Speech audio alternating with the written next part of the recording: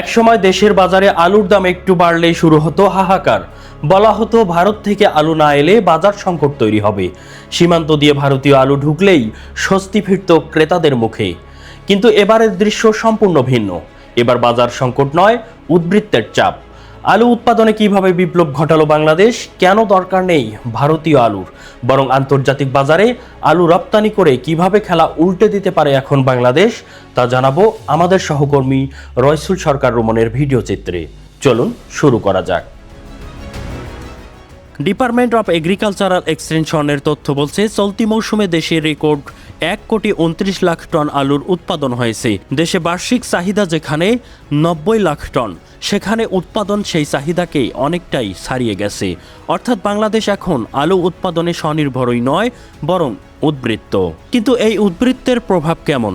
Trading corporation of বাংলাদেশের তথ্য অনুযায়ী গত বছর এই সময় আলুর দাম ছিল 50 থেকে 55 টাকা, সর্বোচ্চ উঠেছিল 80 টাকা পর্যন্ত।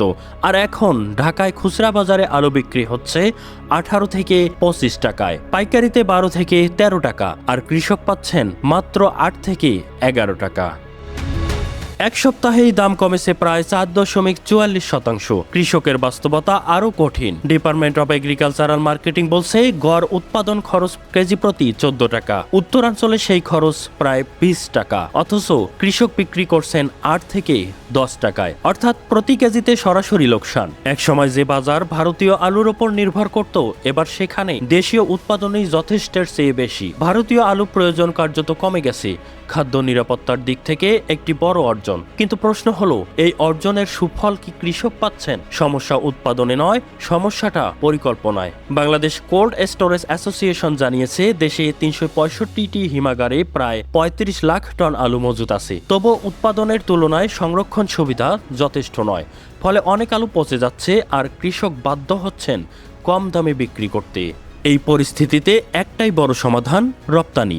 বাংলাদেশ এর আগেও আলু রপ্তানি করেছে থাইল্যান্ড এবং ইন্দোনেশিয়া এর মতো দেশে, অর্থাৎ আন্তর্জাতিক বাজারে বাংলাদেশের আলুর গ্রহণযোগ্যতা রয়েছে। যদি সরকার দ্রুত রপ্তানি প্রণোদনা, গুণগত মান নিয়ন্ত্রণ এবং বাজার সম্প্রসারণে কার্যকর উদ্যোগ নেয়, তাহলে এই উদ্বৃত্তই হতে পারে বৈদেশিক মুদ্রা অর্জনের বড় সুযোগ। করা সংরক্ষণ ব্যবস্থার উন্নয়ন এবং আন্তর্জাতিক বাজারে আগ্রাসী রপ্তানির কৌশল, না হলে আজকের উদ্বৃত্তই হতে পারে আগামী দিনের বোঝা, আর নিরুৎসাহিত হতে পারে দেশের কৃষক।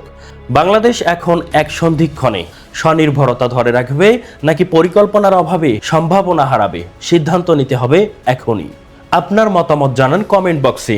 দেখা হচ্ছে পরবর্তী প্রতিবেদনে। ততক্ষণ পর্যন্ত মহান আল্লাহ সকলকে সুস্থ রাখুন। আল্লাহ হাফেজ।